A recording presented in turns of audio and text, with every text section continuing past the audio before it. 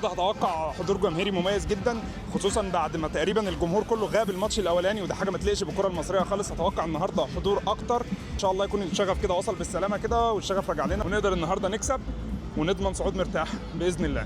الاجواء خياليه، الاجواء مميزه من ناحيه حتى درجه الحراره وغيرها.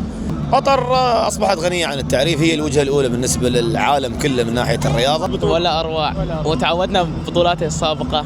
تنظيم طبعا كالعاده تنظيم ممتاز، شفنا تطوير في التنظيم وكيف يسهلون علينا المشوار. تعودنا يعني من البطولات السابقه بدايه من كاس العالم والبطولات اللي حصلت بعدها التنظيم يكون يعني جدا متقن وممتاز، وما زالوا في هالبطوله يعني متقنين التنظيم ومشكورين على ادائهم وعلى جهودهم في البطوله. تكمل اليوم ان شاء الله بفرحه وانتصار اماراتي ان شاء الله على المنتخب المصري. انا جاي اشجع عن واحد من الجماعه اللي هم اعضاء رابطه المنتخب. والله شوف انا متوقع انها 2-0، ولو ان المنتخب المصري منتخب كبير واكيد صعب وقوي، لكن لنا طموح، لنا امال، على هالاساس نحن متفائلين في وضع المنتخب اليوم ان شاء الله، رغم ان النتائج السابقه كانت نوعا ما يعني صعبه علينا، لكن اليوم لنا كلمه ان شاء الله.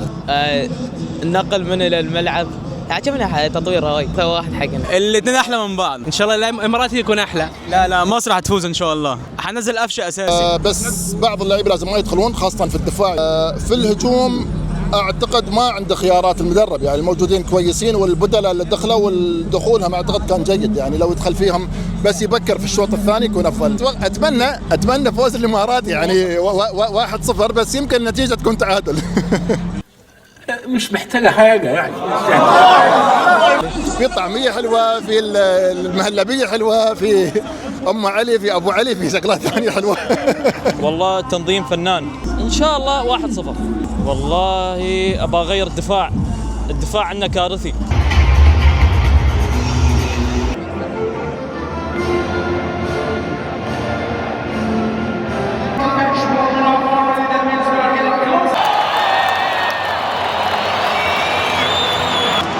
اللي كابتن حلمي طولان عملها تغيير محمد شريف ومروان، لان يعني محمد شريف بيقدم كره اصعب من ثالثه ثانوي. سلامات يا اكرم بيفرش مع الحاجات دي، يعني اعتقد ان الحاجات دي بالنسبه له كانه بياكل شيبسي بالملح. يعني الحضور الجماهيري النهارده افضل كتير من المره اللي فاتت، بس ناقصه ان يبقى في حد بس بيحرك المدرجات. يعني انا عايز اقول لكم ان احنا مثلا ممكن نكون 20 ضعف جمهور الامارات، بس صوت جمهور الامارات هو اللي مسموع، لان هم جايين رابطه شغالين بشكل منظم، انما احنا كتير جدا بس مش حد بيحرك الجمهور ده.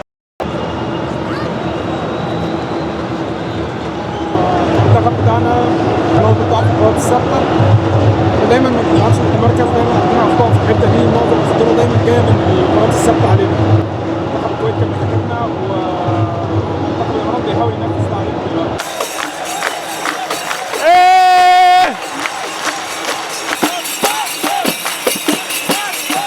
كابتن حلمي طولان بيقول لمصطفى سعد ميسي انت ليه ما بتدخلش جوه، لان هو بيديله تعليمات ان هو يدخل جوه، شايفه دايما على الطرف، وبيقول له اكرم توفيق اطلع انت من وراه عشان خاطر تديله مساحه ان هو يعرف هو يدخل للقلب. بجد بسام عامل بطوله حلوه قوي لحد دلوقتي، بسام واحده كده على طريقه اليد. عاشا بسام. 35 دقيقه احنا اسوأ من الماتش اللي فات. ده عنوان الشوط الاول. هو إيه بجد والله ايه اللي وصلنا لكده؟ احنا ازاي وصلنا هنا يا جماعه؟ يعني ازاي بقى بيحصل فينا كده؟ ازاي بقت دي الكره اللي احنا بنعرف نقدمها؟ يعني انا بجد مذهول.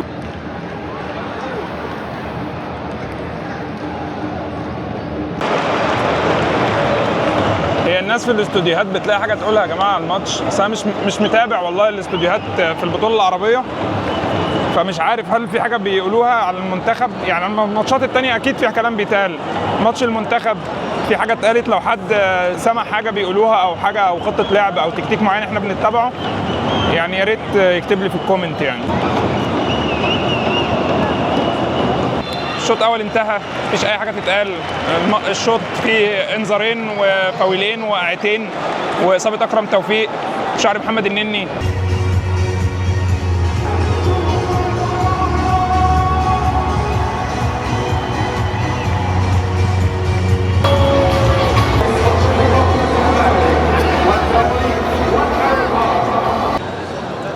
الشوط الثاني بدأ، اتمنى اشوف شوط فيه كوره بقى.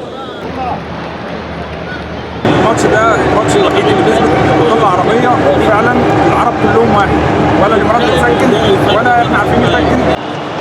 الضغط العشوائي اللي احنا بنعمله ده مش هيوصل لاي حاجه غير ان اللعيبه هتتعب. قفشه قام يجري دلوقتي يسخن حته زي لقطه ميسي كده، فاهم؟ لما قام يجري قام الجمهور كله مسقف. انا مبسوط والله، مبسوط من اللي انا شايفه. طبيعي يعني، مش عارف يا جماعه، الدنيا اتطورت والله قوي، الدنيا اتطورت بالذات في الكوره قوي، يعني لازم ينوبنا حته كده.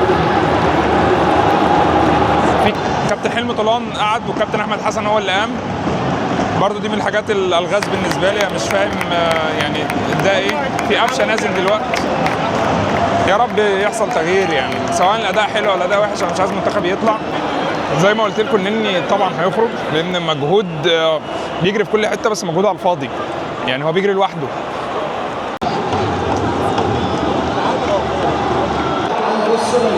تيجي بقى للمواقف اللي زي دي، والمفروض انت بتبص على الدكه عندك تشوف ايه حلول او ايه كروتك عشان تغير الماتش. تيجي تبص عندك ايه بره، تلاقي جولين واربعه باك رايت، فانت اصلا ما عندكش حد بره ينزل يعمل تغييره يعمل حاجه يعني، فانت اصلا ما عندكش حد بره ينزل يعمل تغييره يعمل حاجه يعني. هو الامل في قفشه يعني ان احنا نشوف كوره شويه لقدام، ويا رب اي حاجه تيجي. احنا خطوطنا بعيده قوي يا جماعه، كل خط في ملعب. 36,000 عدد الحضور. شكرا لحضوركم ودعمكم. تسلم يا عم. هو تقريبا في حاجه عندنا غلط، الدكه كلها قعدت جوه خلاص، محدش متابع الماتش، محدش واقف للعيبه.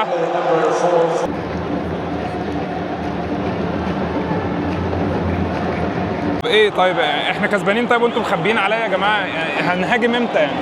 احنا خسرانين والله، الدقيقه 81 يعني خلاص الماتش خلص. نلعب بقى، نلعب يعني، نباصي باصتين، نطلع بكورتين، نعمل اي حاجه.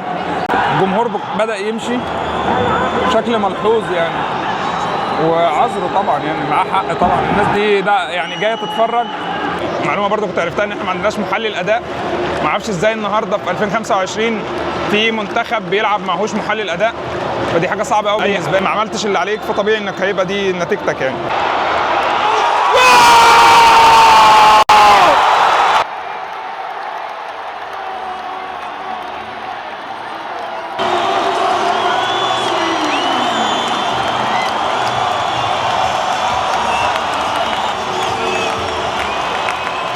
حاسس ان فيها كمان جول والله. حلوه، يلا جول.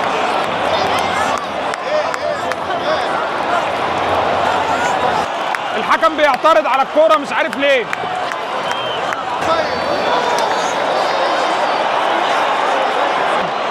الحكم لغى الجول للاسف. انا قلت حاسس وعشان خاطر المصريين، للاسف الجون اتلغى، كان اوفسايد. في النهايه الموضوع صعب